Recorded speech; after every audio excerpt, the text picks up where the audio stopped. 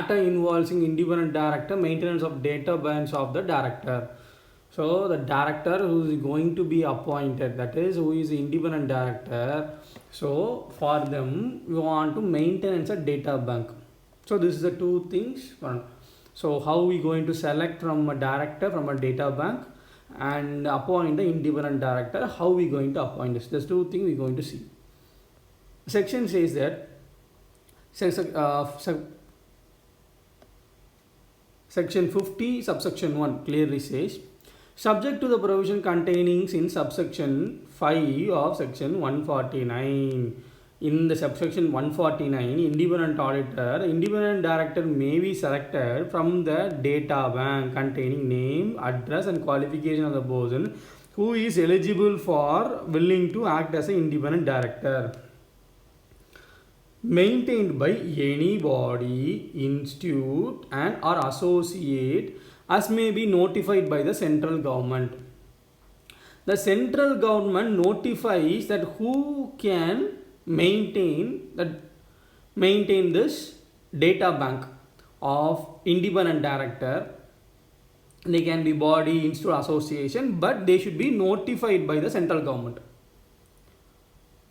And what is the main important of independent director? They should have an expertise of the field. So they should have the maintain the database of what are the expertise in the creation to be done.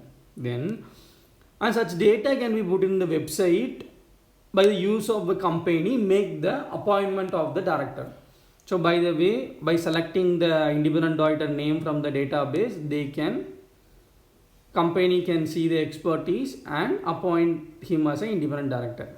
Okay, provided the responsibility of exercising due diligence before selecting the person from the data bank reference to the above as an independent director shall lie in the company and making such appointment. So such that the private company or public company, that's as a listed company or unlisted company who is going to make the appointment, they getting the independent director's name from the website that is notified by the central government. Is that the responsibility is not been finished?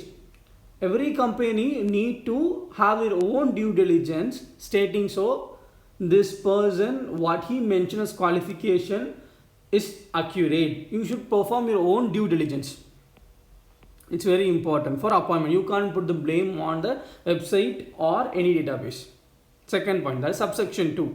The appointment of the independent director shall be approved by the company in a general meeting as provided in subsection 2 of 152. So the appointment of independent director should be approved by the GM. That is general meeting. The AGM they should conduct AGM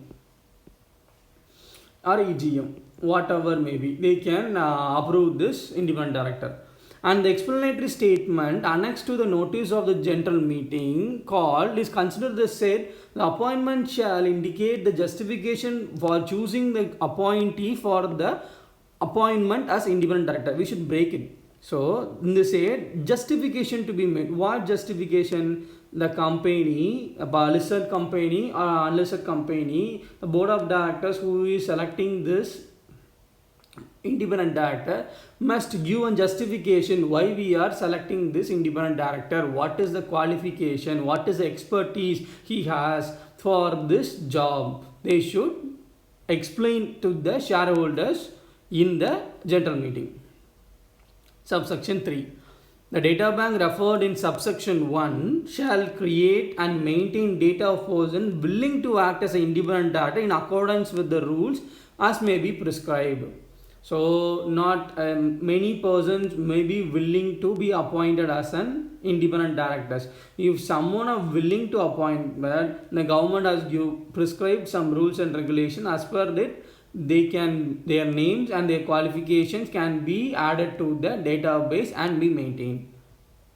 Subsection 4. The central government may prescribe manner and procedure of selection of independent director who fulfills the qualification and requirements under section 149.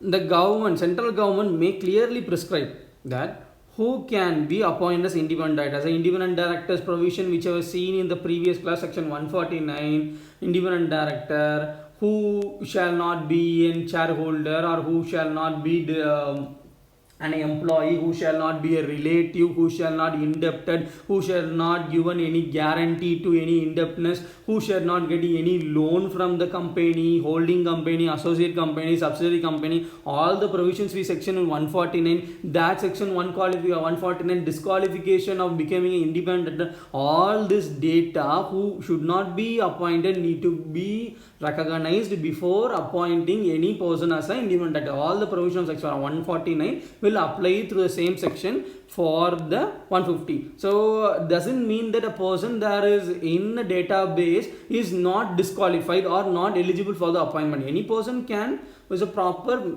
fees paid to the government, they can post their name in this database, central government database, which they can hold it for 5 years. Then another certain amount of fees need to be paid to maintain their names in the database. Independent director database they can maintain. Even though any independent director is maintaining the database, it's not that all the database, all the independent director mentioned in the database will be qualified for your company. You need to perform your own due diligence to whether he is qualified or he can be appointed as an independent director in our company.